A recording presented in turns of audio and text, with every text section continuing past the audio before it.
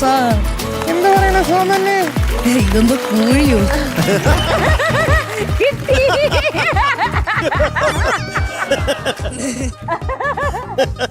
അല്ല, എനിക്ക് ദേഷ്യം വന്നിട്ട് പറഞ്ഞില്ലേ, ഞാൻ തമാശക്ക് പറഞ്ഞു. ഇതാരെങ്കിലും സംസാരിച്ചേ? MJ sir. അത് മനസ്സിലായണ്ടവര്, അതുകൊണ്ടാണോ ആ പേര് എന്നെ വിളിച്ചത്?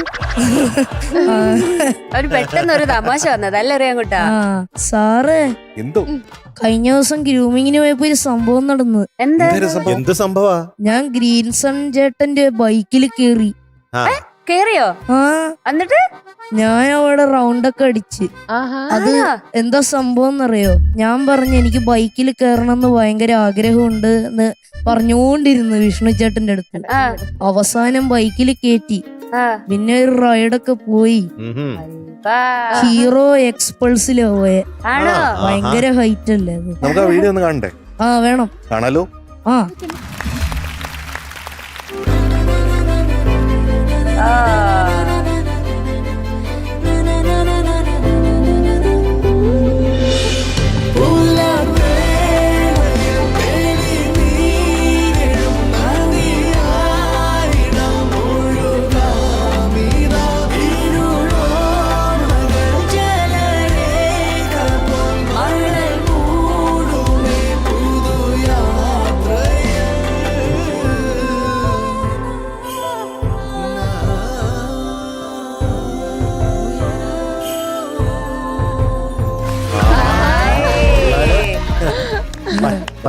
എങ്ങനെയുണ്ടായിരുന്നു എക്സ്പീരിയൻസ് പച്ചമോന്റെ കൂടെ? എങ്ങനെ ഉണ്ടായിരുന്നു? അതെ, ഞാന് ആ ബൈക്കിൽ പോവുമായിരുന്നേ. അപ്പൊ കുതിരപ്പുറത്ത് പോകുന്നൊരു ഫീലായിരുന്നു. അപ്പോളെ ഗ്രീൻസൺ ചേട്ടനോട് കുറച്ച് വിഷയൊക്കെ പറഞ്ഞ് സംസാരിച്ചിട്ടൊക്കെയാ പോയെ. എന്തായാലും ഹാപ്പി ആയി നമ്മുടെ റിയാൻകുട്ടൻ. അതെ. ഇന്ന് ആരൊക്കെയാ വന്നിരിക്കുന്നത് കൂടെ? എന്റെ സ്കൂളിലെ HM ആയിട്ടുള്ള ജിജി ടീച്ചറും പിന്നെ ജിജി ടീച്ചറുടെ ഹസ്ബൻഡ് സുനിൽ സാറും എന്നെ പഠിപ്പിക്കണ മാത്സ് സാറാ. ആ സാറും വന്നിട്ടുണ്ട്.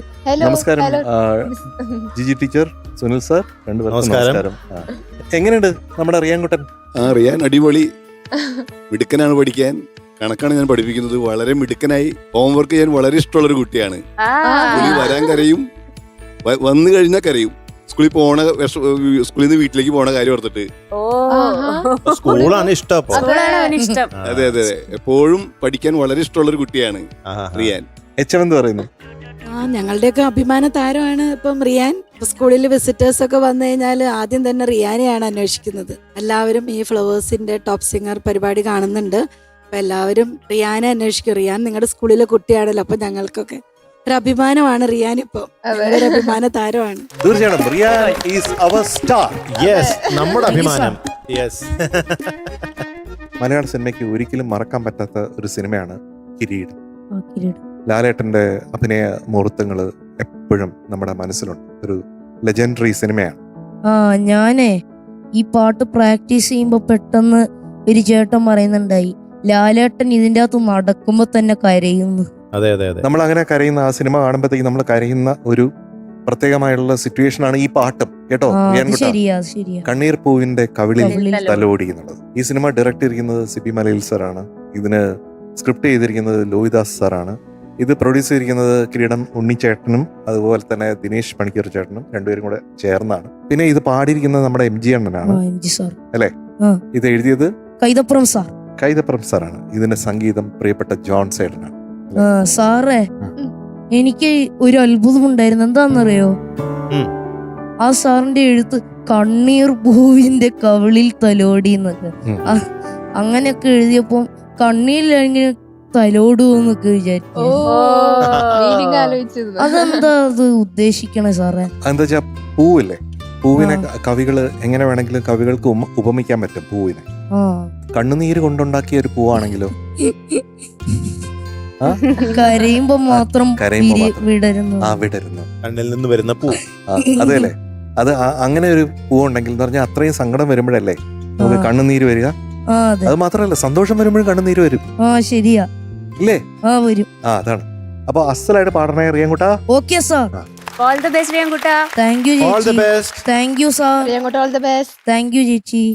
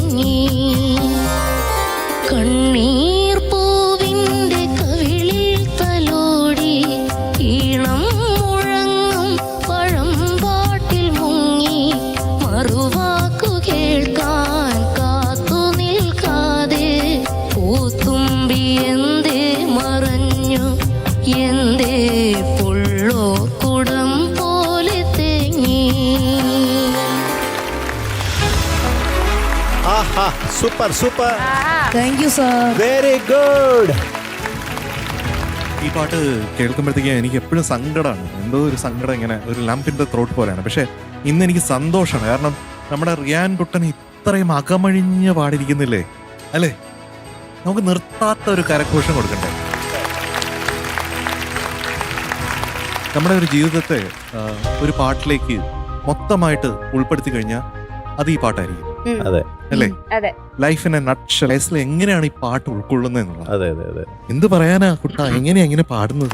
ശ്യാം സാറ് അർത്ഥങ്ങളൊക്കെ പറഞ്ഞു തന്നു, ജലരേഖ, കണ്ണീർ എന്നൊക്കെ പറഞ്ഞു തന്നു. ആണല്ലേ? അപ്പൊ അത് ഫീൽ ചെയ്ത് പാടിയല്ലേ? ആ, ഭയങ്കര ഫീലിംഗ് ആയിരുന്നു. Thank you sir. അങ്കിളുടെ കണ്ണ് നനയിച്ചേട്ടാ.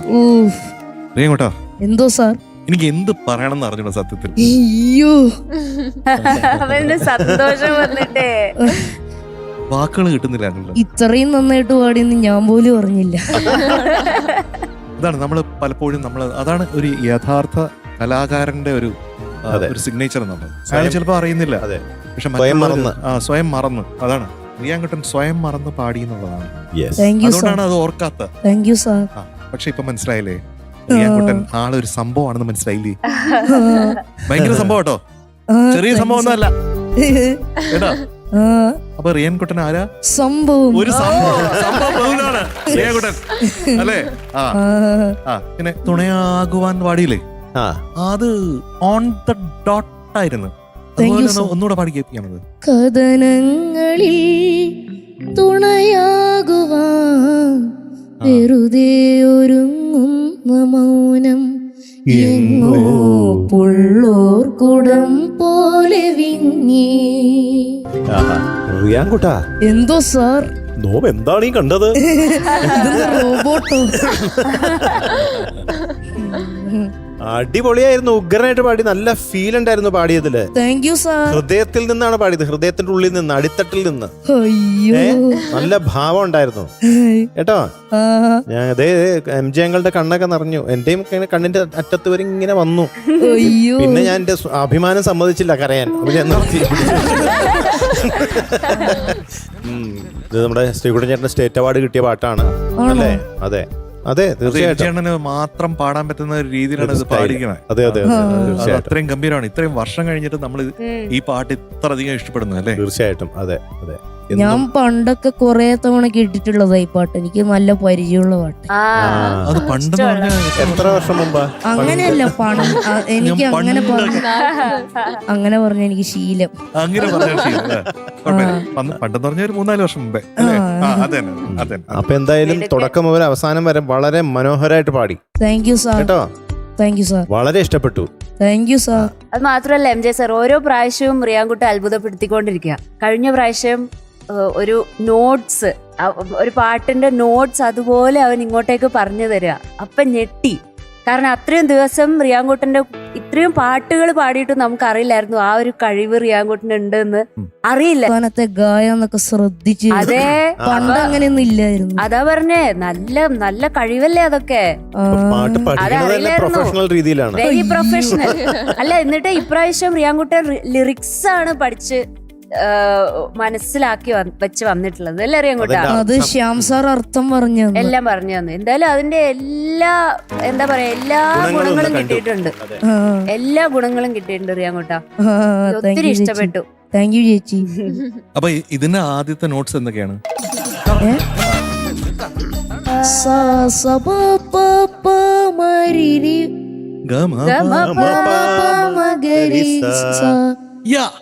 ആഹാ, സസമാമഗരിനി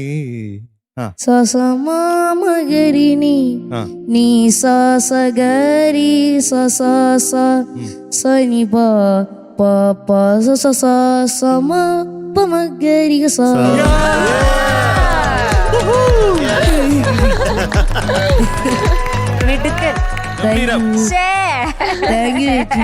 ഇന്ന് Riyan കുട്ടച്ചന് it is going to be 100 on 100 plus 5 stars.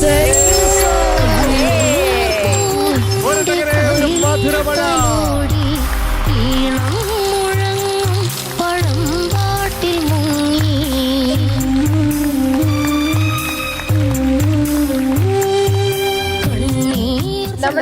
ചേട്ടന്റെ ഇന്നത്തെ പെർഫോമർ ഓഫ് ദ ഡേ. ആ അതെ. പെർഫോമർ കിട്ടി ഇനി വില്ലി വൈറ്റിന്റെ ഒരു കട തുടങ്ങാൻ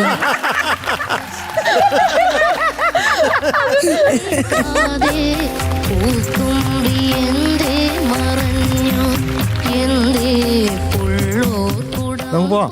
പോവാം sir. Tata. Tata. Bye. Bye. Good night.